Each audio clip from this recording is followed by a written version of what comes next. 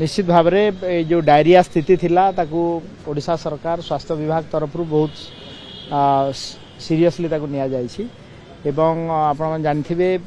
माननीय मुख्यमंत्री मध्य मोहन चरण माझी जी डायरिया स्थितिर समीक्षा 4टा विभाग को लेकिन करथिले। स्वास्थ्य विभाग, वुमेन चाइल्ड डेवलपमेंट डिपार्टमेंट, आमर पंचायती राज विभाग एवं सबु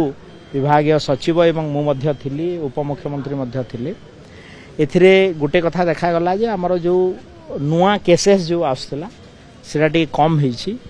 एवं निश्चित भाव में डायरिया सिचुएशन को कंट्रोल करने जहाँ जहाँ पदक्षेप नवार कथा जमती कि प्रथम कथा है जे अवेयरनेस पब्लिक अवेयरनेस विशेष भाव में बहुत जोरसोर रे करागला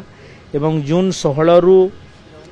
जुलाई 31 पर्यंत आमे stop diarrhoea campaign programme intensive programme सब जिल्ला रे कलु। ता सहित पैरामेडिकल स्टाफ्स डॉक्टर सब अलर्ट रहिले एवं जिलापाल मानकु मध्य कड़ा निर्देश जाइथिला याकू तीक्ष्ण नजर करी अवेयरनेस टाको बढ़ावा पाई एवं विशेष करी ये जो ड्रिंकिंग वाटर सोर्स